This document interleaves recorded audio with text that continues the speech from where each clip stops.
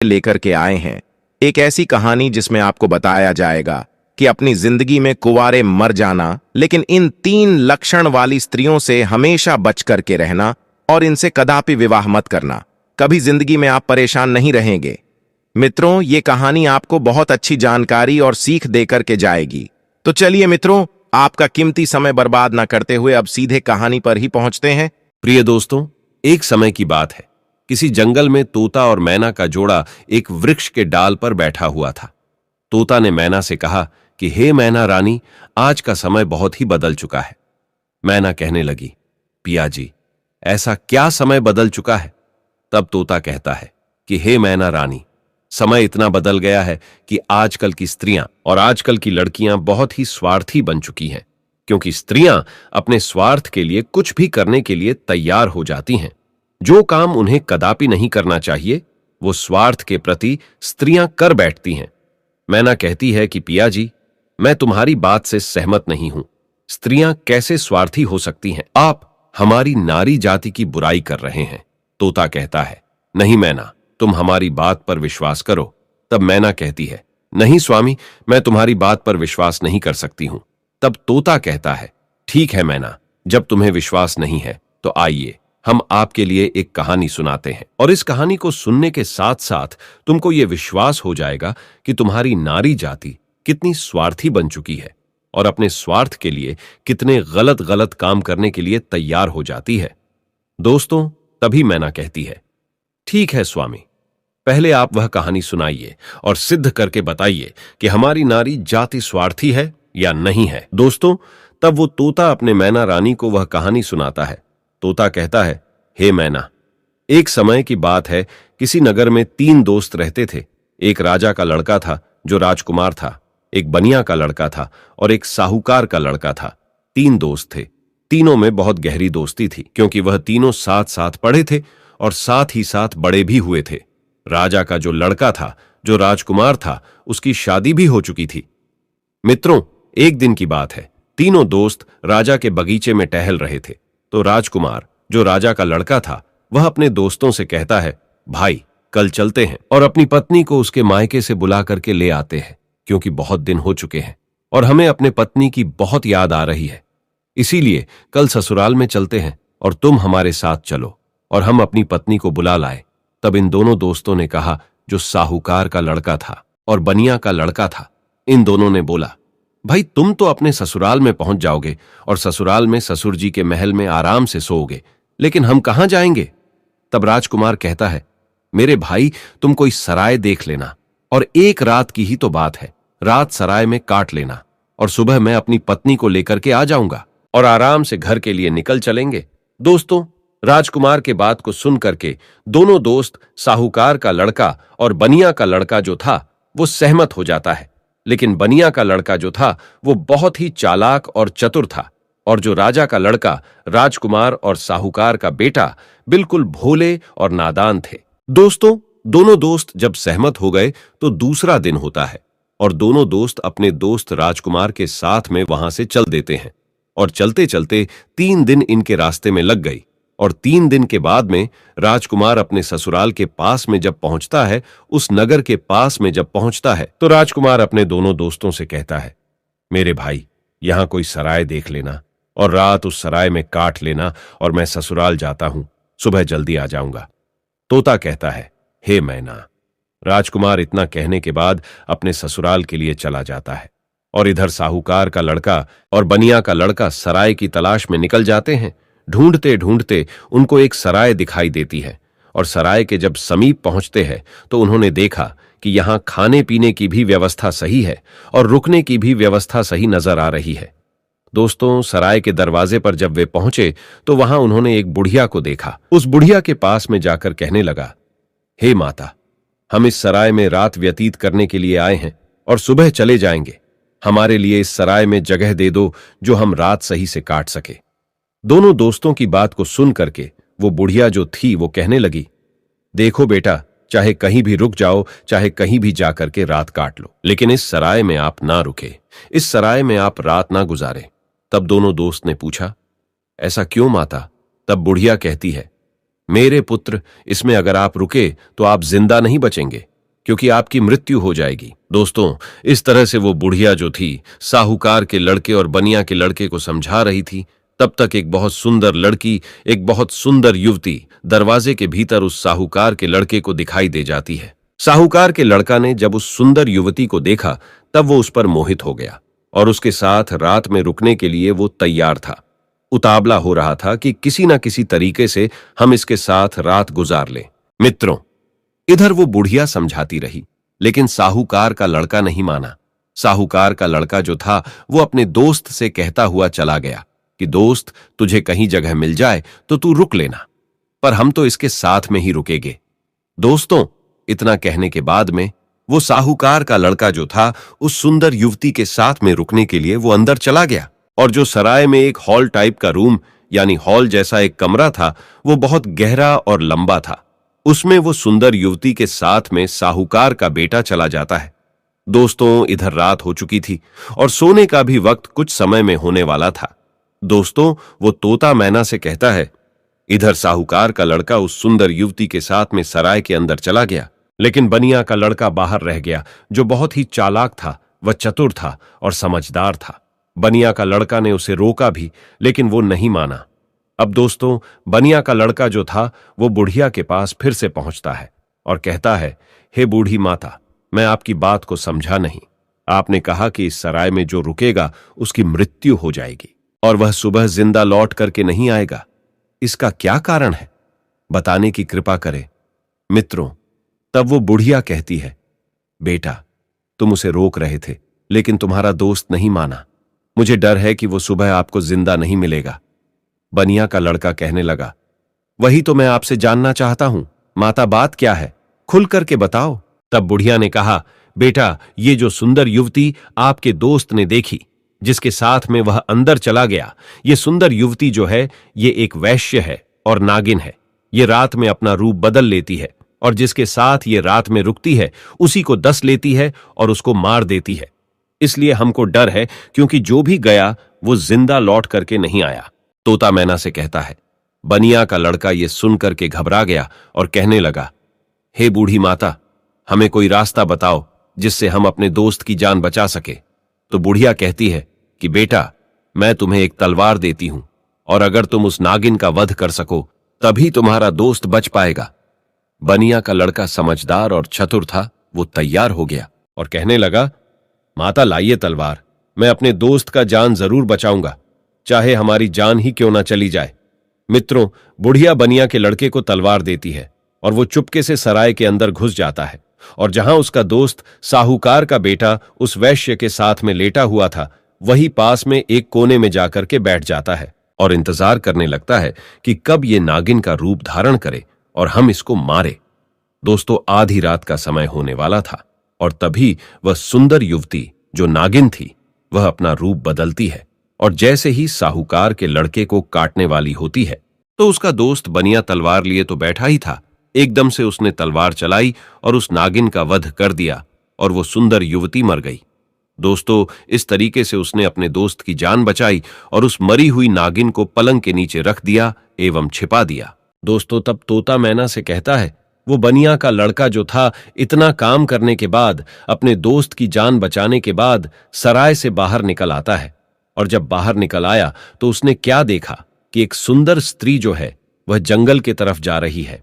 उसने देखा और विचार किया कि यह सुंदर स्त्री जंगल में इतनी रात में कहां जा रही है, हमें देखना चाहिए, इसके पीछे पीछे जाना चाहिए और ये जानकारी लेना चाहिए कि ये जा कहां रही है। वो बनिया का लड़का जिसके हाथ में तलवार था, जिसने नागिन का वध किया था, वो उस सुंदर स्त्री के पीछे चल देता है और वो बनिया का लड़का सोचता जा रहा है कि देखे ये कहां जा रही। वो स्त्री चलती चली गई और जंगल में एक साधु का आश्रम था और वो स्त्री साधु के आश्रम पर पहुंच गई और जाकर के उसने साधु से मुलाकात की और वो सारा नजारा बनिया का लड़का दूर से ही देख रहा था। जब उसका जाने का समय हुआ तो साधु से मिलने के बाद फिर वो सुंदर स्त्री हाथ जोड़ करके कहने लगी, आज आपसे मेरी आखिरी मुलाकात है। साधु कहने लगा, वो क्यों? तो वो सुंदर स्त्री जवाब देती है, हमारे पति हमें लेने के लिए आए हैं और अभी हमारे घर पर ठहरे हुए हैं। कल मैं अपने पति के साथ ससुराल चली जाऊंगी। आज के बाद फिर मैं आपसे मिलने के लिए नहीं आ पाऊंगी। तब वो साधु कहने लगा, रोजाना तो हमारे पास आती थी, लेकिन अब हमें धोखा देकर के जा रही हो और कह रही हो कि अपने पति के साथ जा रही हो। तब वो सुंदर स्त्री जवाब देती है, हाँ, मेरा पति मेरे घर पर ठहरा हुआ है और कल मैं ससुराल चली जाऊंगी। हमें माफ करना, अब मैं आज के बाद तुम्हारे पास मिलने नहीं आऊंगी। दोस्तों, उस सुंदर स्त्री के बात को सुनकर साधु को गुस्सा आ जाता है और साधु जो है गुस्सा में उसकी नाक काट देता है। और जब उसकी नाक कट जाती है तो उसे पीड़ा होती है और वो पीड़ा को सहन करती हुई चिल्लाती हुई अपने घर के लिए भाग खड़ी होती है। इधर दोस्तों, वो बनिया का लड़का सारी बातें सुन रहा था और ये नजारा देख रहा था। उस बनिया के लड़का को बहुत गुस्सा आ गया और उसने गुस्से में साधु को मार दिया, उसकी हत्या कर दी और उसको मार करके वहां से तुरंत वे चल देता है और आगे चल करके एक मंदिर था और उसी मंदिर में जाकर के छिप कर भीतर बैठ गया। अब वो सोचता है कि हे प्रभु, इस दुनिया में हो क्या रहा है। अब इधर जो वो बनिया का लड़का मंदिर के अंदर बेचारा चुपचाप बैठा हुआ था, वहां पर कुछ चोर आते हैं और चोर मंदिर के बाहर से हाथ जोड़ करके कहता है, हे देवी मां, हम चोरी करने के लिए जा रहे हैं और अगर ये हमारी चोरी आसानी से हो जाए और हम ना पकड़े गए तो कल हम तुम्हारे पास तुम्हारे लिए राजा के लड़की को लाएंगे और उसकी बलि चढ़ाएंगे। इतना कहने के बाद में वो चोर अपनी चोरी करने के लिए चले जाते हैं और जो अंदर बनिया का लड़का बैठा था, उसने जब चोरों की बात को सुना तो उसके पैरों तले जमीन खिसक गई और वो कहता है, ये क्या है, यहां भी एक हत्या होने वाली है। हे प्रभु, ये हो क्या रहा है। दोस्तों, वो बनिया का लड़का विचार करता है, चाहे कुछ भी हो जाए लेकिन मैं राजा की लड़की की हत्या नहीं होने दूंगा। ये सोच करके वो मंदिर में बैठा रहा। इधर दोस्तों, क्या हुआ कि वो स्त्री जो थी जिसकी नाक साधु ने काटी थी, वो अपने घर पर पहुंची और उसने रोना धोना बंद किया। बाकी पीड़ा तो सता रही थी। उसने विचार किया, अगर सुबह लोग हमको देखेंगे तो पता नहीं, न जाने मेरे बारे में क्या कहेंगे। हमें शर्म से अपना सर नीचा झुकाना पड़ेगा।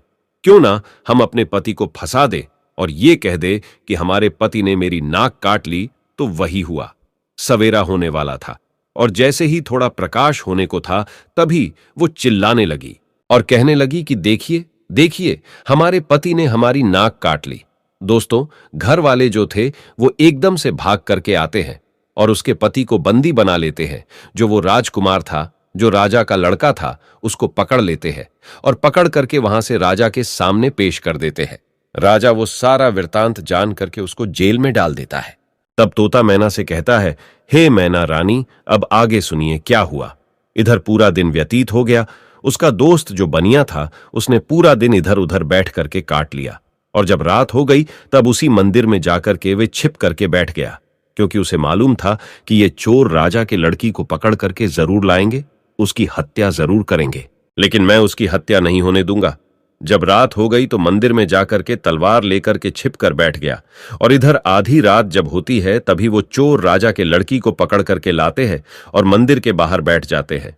कुछ देर बैठ करके बातें करते हैं और कहते हैं, देवी मां ने हमारी बातें सुन ली है, कितनी बढ़िया हमें चोरी करवा दी, पकड़े भी नहीं गए और बहुत मालदार भी बन जाएंगे क्योंकि हमने बहुत माल लूटा है। इस तरीके की बातें कुछ देर करते रहे।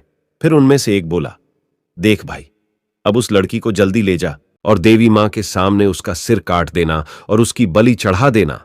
तो दोस्तों, उन चोरों में से एक चोर जो था वो राजा के लड़की को पकड़ करके अंदर मंदिर में प्रवेश करता है और देवी मां की जहां पर मूर्ति थी वहां पर ले जाता है और उस लड़की का सिर काटने के लिए जैसे ही वो चोर जाता है तो बनिया का लड़का तो वहां तैयार ही बैठा हुआ था और वो चोर राजा के लड़की का सिर नहीं काट पाया, उसकी बलि नहीं चढ़ा पाया, क्योंकि उससे पहले ही बनिया के लड़का ने उस चोर को मार दिया और चोर को मार करके उसकी लाश को एक बगल में रख दिया। इधर दोस्तों, उन चोरों में से एक चोर कहता है, देख भाई, वो हमारा एक साथी गया है, वो लौट करके नहीं आया है। अरे तू जा और देख करके आ कि उसने बलि चढ़ा पाई या नहीं चढ़ा पाई। दोस्तों, ऐसे ही दूसरा चोर जो है जैसे ही मंदिर में प्रवेश करता है तो वो बनिया का लड़का तैयार बैठा हुआ था, उसने उसको भी मार दिया। कहने का मतलब यह है कि इसी तरीके से उस बनिया के लड़के ने जितने भी चोर थे सारे चोरों को मार दिया और उस राजा की लड़की की रक्षा की। जब सारे चोरों को मार देता है तब वो लड़की निर्भय हो जाती है और उसके बाद में वो बनिया का लड़का राजा की लड़की से कहता है कि चलो हम तुम्हारे घर तक तुम्हें छोड़ देते हैं।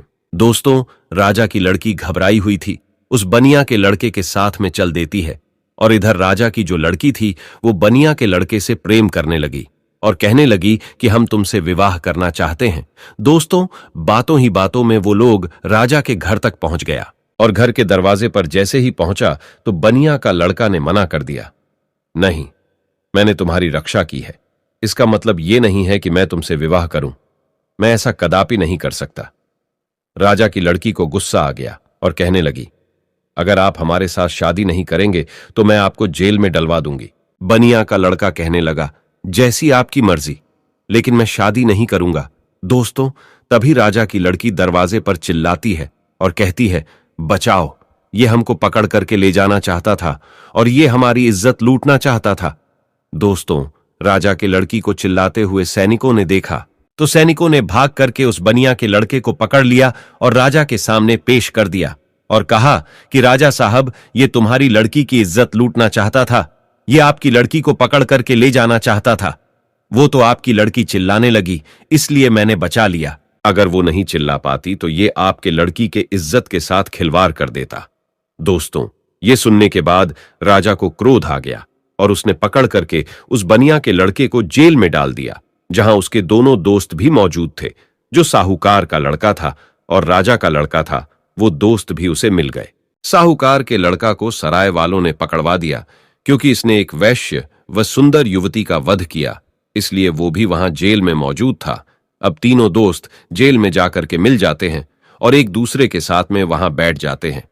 इधर दोस्तों, अगला दिन हुआ और वो राजा दरबार में तीनों को बुलाता है, जिन तीनों को राजा ने पकड़ करके जेल में बंद किया था, और उन्हें सजा सुनाने के लिए तैयार हो जाता है। दरबार लगा हुआ था और राजा ने जो साहूकार का लड़का था जिसने वैश्य का वध किया था, उसे अपने पास में बुलाया और उससे कहा कि क्यों रे, तेरा क्या नाम है, कहां का रहने वाला है। तब वो लड़का कहने लगा कि मैं साहूकार का बेटा हूं।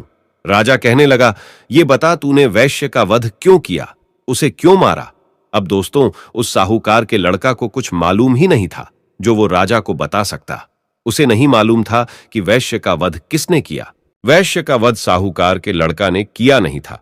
जो उसे मालूम होता, राजा ने फिर पूछा, चुपचाप क्यों खड़ा है, बता कि तूने उस वैश्य का वध क्यों किया। दोस्तों, तब वो साहूकार का लड़का तो नहीं बोल पाया, लेकिन जो बनिया का लड़का था वो कहने लगा, महाराज, क्षमा चाहता हूं, जो बीच में हमको बोलना पड़ रहा है। इसे कुछ मालूम नहीं है, इसने वैश्य का वध नहीं किया, क्योंकि वैश्य का वध मैंने किया है। राजा कहने लगा, तो बता, तूने क्यों किया, बात क्या है। तब दोस्तों, वो बनिया का लड़का कहता है, हे महाराज, हम अपने दोस्त के साथ में, इसी साहूकार के लड़का के साथ में सराय में रुकने के लिए एक रात गुजारने के लिए गए थे, और एक बूढ़ी मां ने मना किया था, इसके अंदर नहीं रुको, क्योंकि जो रुकेगा वो सुबह जिंदा नहीं बचेगा। लेकिन ये हमारा दोस्त नहीं माना और उसने सुंदर वैश्य को देख करके रात गुजारने के लिए अंदर सराय में चला गया। मुझे उस बुढ़िया के द्वारा मालूम हुआ कि ये नागिन है और ये नागिन का रूप में आकर के इसको डस लेती, इसलिए तब मैं तलवार को लेकर के अपने इस दोस्त की जिंदगी बचाने के लिए जहां ये पलंग पर वैश्य के साथ सोया हुआ था, वही एक कोने में जाकर के बैठ गया, और जैसे ही उस वैश्य ने रूप बदला और नागिन बन करके हमारे दोस्त को डसने के लिए तैयार हुई, मैंने तुरंत उसको मार दिया। अगर आपको विश्वास नहीं है तो जहां पलंग पड़ा हुआ है उसके नीचे हमने मरी हुई नागिन रख दी है, आप देख लीजिए। दोस्तों, तब राजा ने सैनिकों को भेजा और वहां सैनिकों ने जाकर के वही मरी हुई नागिन पाया और आकर के सारी बात राजा को बताया कि सत्य बात है। तो दोस्तों, राजा प्रसन्न हो गया और कहने लगा, ठीक है, तूने दोस्ती का फर्ज निभाया है, जो अपनी दोस्त की जिंदगी बचाई है। दोस्तों, राजा साहूकार के लड़का को छोड़ देता है। उसके बाद में राजा जो था वो राजकुमार, यानी कि जो राजा का लड़का राजकुमार जो था, उसको बुलाता है और उससे पूछता है कि तू बता कि तूने अपनी पत्नी की नाक क्यों काटा। अब दोस्तों, उसको भी नहीं मालूम था नाक किसने काटी है, वो भी चुपचाप खड़ा था। राजा ने फिर दोबारा पूछा कि बोल क्यों नहीं रहा है कि तूने अपनी पत्नी की नाक क्यों काटा। तब दोस्तों, वो बनिया का लड़का फिर से हाथ जोड़ करके कहने लगा कि महाराज क्षमा करे, इसको भी नहीं मालूम, इसने अपनी पत्नी की नाक नहीं काटी है। नाक किसने काटी है वो सारा वृत्तांत मैं आपको सुनाता हूं, तब उस बनिया के लड़के ने राजा को बताया कि ये लड़की साधु से प्रेम करती है। रात में साधु से मिलने के लिए गई। मैं इसके पीछे पीछे गया। इसने कहा कि मैं कल से तुमसे मिलने नहीं आ सकती, मेरा पति मुझे लेने के लिए आया है। यह सुनकर के उस साधु ने इसकी नाक काट ली और इसने आकर के अपने पति को फंसा दिया। इसने गलत किया। राजा कहने लगा, मैं तेरी बात पर विश्वास कैसे करूं? तब उस बनिया के लड़के ने कहा, महाराज सैनिकों को भेजिए जहां उस साधु का आश्रम है। देख लीजिए कि मैंने साधु का वध कर दिया है। दोस्तों, सैनिक जाते हैं, आश्रम पर उस मरे हुए साधु को देखते हैं तो आकर के राजा को बताते हैं कि महाराज बात सत्य है। दोस्तों, तब वो राजा उस राजकुमार को भी छोड़ देता है, वो भी बच जाता है। दोस्तों, फिर तोता कहता है कि हे मैना, अब आई बारी उसी बनिया के लड़का की जिसने राजा के सामने अपने दोस्तों की जिंदगी बचाई। राजा उस बनिया के लड़का से बोलता है कि तूने तो अपने दोस्त को बचा लिया, लेकिन अब तू बता कि तू हमारी लड़की को पकड़ करके क्यों ले जाना चाहता था, इसके साथ में दुर्व्यवहार करना क्यों चाहता था, इसकी इज्जत से खिलवाड़ करना क्यों चाहता था। अब तू नहीं बचेगा। दोस्तों, तब वो बनिया का लड़का कहता है कि महाराज क्षमा करे, ये आपकी लड़की जो है ना, इसने हमें गलत फंसाया है। आपकी लड़की की बलि चढ़ाने के लिए कुछ चोर इसको पकड़ करके ले गए थे। मैं उसी मंदिर में था, मेरे हाथ में तलवार थी क्योंकि मैं साधु को मार करके आया, और आपकी लड़की को मारने के लिए जैसे ही एक चोर अंदर मंदिर में आता है, मैंने उसको मार दिया। दूसरा आता है, उसको भी मार दिया। इसी तरीके से जितने भी चोर थे मैंने सबको मार दिया, और सभी मंदिर में ही पड़े हुए हैं। अगर विश्वास नहीं है तो सैनिकों को भेज करके देख लीजिए। दोस्तों, वही हुआ। सैनिक जाते हैं मंदिर के पास में, मंदिर में जाकर के देखते हैं तो उन चोरों की लाशें पड़ी हुई थी। तो सैनिकों ने आकर के सारी बात राजा से कही कि महाराज बात सत्य है, आपकी लड़की की रक्षा इसने की है। इसने इज्जत से खिलवाड़ नहीं किया और ना ही इज्जत लूटने की कोशिश की है। वो बनिया का लड़का कहता है, हां राजा साहब, मैं आपकी लड़की को पकड़ करके क्यों ले जाऊंगा। और सुनिए महाराज, चोरों से बचा करके जब आपके लड़की को घर छोड़ने के लिए आ रहा था, तब आपकी लड़की हम पर आसक्ति हो गई, प्रेम करने लगी और विवाह करने की जिद करने लगी। मैंने कहा, मैं ऐसा कदापि नहीं कर सकता। मैंने जिस लड़की की रक्षा की है और उसके बदले में मैं उससे विवाह करूं, उसकी इज्जत से खिलवाड़ करूं, ऐसा मैं नहीं कर सकता। मैंने उसे मना किया तो उसने कहा, अगर तुम हमसे विवाह नहीं करोगे तो हम अपने पिता से कहकर तुम्हें जेल में डलवा देंगे। और उसने वही किया। बनिया के लड़के के बात को सुन करके राजा जो था, उसका चेहरा शर्म से नीचे झुक जाता है, और तब उसने बनिया के लड़के को आजाद कर दिया और माफी मांगी कि जाओ बेटा, तुम आजाद हो, तुम्हारी गलती नहीं है। इस तरीके से वो बनिया का लड़का जो था अपने दोनों दोस्तों को बचा लेता है और खुद भी बच जाता है, और तीनों दोस्त हंसते हंसते अपने नगर में चले आते हैं और आराम से फिर वही रहने लगते हैं। तो दोस्तों, अब वो तोता कहता है कि हे मैना, देख लिया, इस तरीके से नारी जात स्वार्थी बन चुकी है और अपने स्वार्थ के लिए गलत से गलत काम के लिए तैयार हो जाती है। अब उस गलत काम के लिए चाहे कुछ भी करना पड़े, चाहे कितने भी कष्ट झेलना पड़े, चाहे किसी के भी जिंदगी से खिलवाड़ क्यों ना करना पड़े, लेकिन ऐसी स्त्रियां नहीं मानती हैं। दोस्तों, अपने पिया तोता की बात को सुन करके मैना जो है वो चुप हो जाती है। उसके बाद में तोता कहता है, हे मैना रानी, इसीलिए तो मैं सोचता हूं कि चाहे भूखे मर जाना, लेकिन इन 3 लक्षणों वाली स्त्रियों से कभी विवाह मत करना। तोता समझाता है कि 3 लक्षणों वाली स्त्रियां ये है। पहली, वो जो पति होकर के भी पराये पति से हित करे और पराये पति से छुप छुप के मिलने के लिए जाए, अपने पतिव्रता धर्म को भूल जाए और उसके साथ में हवस का शिकार बन जाए। तो ऐसी स्त्री से हमेशा बचना चाहिए और ऐसी स्त्रियों से दूर रहना चाहिए। और दूसरी स्त्री वो है जो एक स्त्री तो है, लेकिन वेश्यावृत्ति के तरह जिंदगी गुजार रही है, नागिन की तरह रह रही है। अब उसे अपने हवस के इच्छा पूर्ति के लिए चाहे अपने पति का ही कत्ल क्यों ना करना पड़े, लेकिन वो कर बैठती है और नागिन की तरह अपने पति को दस करके उसे मार डालती है। तो ऐसी वेश्यावृत्ति के लक्षण वाली जो स्त्रियां हैं, इनसे दूर रहना चाहिए, इनसे कदापि विवाह करने की इच्छा नहीं रखना चाहिए। और तोता बोला, हे मैना, तीसरी स्त्री वो है जिसकी जान अगर कोई बचाए और अगर वो मरने के लिए जा रही हो और उसकी अगर कोई जान बचा ले और ऐसे में वे मददगार को ही झूठा फंसा दे और उसी मददगार से विवाह की इच्छा करे, उसी से दुर्व्यवहार करने की इच्छा करे और फिर उसको झूठा फंसा करके उसको मरवा डाले। या उसे जेल में बंद करवा दें या उसे सजा दिलवा दें। तो ऐसी स्त्रियों से भी हमेशा बच के रहना चाहिए। इनका कोई भरोसा नहीं है कि किस वक्त तुम्हारी जिंदगी को ले बैठे। तो दोस्तों, मेरे कहने का तात्पर्य यह है कि यह कहानी हमें यही सिखाती है कि चाहे जीवन में कुमारे मर जाना, लेकिन इन 3 लक्षणों वाली लड़कियों से हमेशा दूर रहना, बच करके रहना। कभी जिंदगी में फंसोगे नहीं और कभी जिंदगी में दुखी नहीं रहोगे, और तुम्हें कभी भी जिंदगी में रोना भी नहीं पड़ेगा और पछताना भी नहीं पड़ेगा। तो प्रिय मित्रों, कैसी लगी आपको ये कहानी? अगर कहानी अच्छी लगी है, पसंद आई है, तो कमेंट बॉक्स में जरूर बताना, और हो सके तो अपने मित्रों को भी शेयर करना और हमारे चैनल को सब्सक्राइब अवश्य करना। और दोस्तों, सच्ची श्रद्धा से कमेंट में जरूर लिखे जय श्री राम, जय हनुमान। साथ ही देवों के देव हर हर महादेव सदैव आप पर अपनी कृपा बनाए रखे। प्रिय मित्रों, वीडियो को अंत तक देखने के लिए धन्यवाद। जय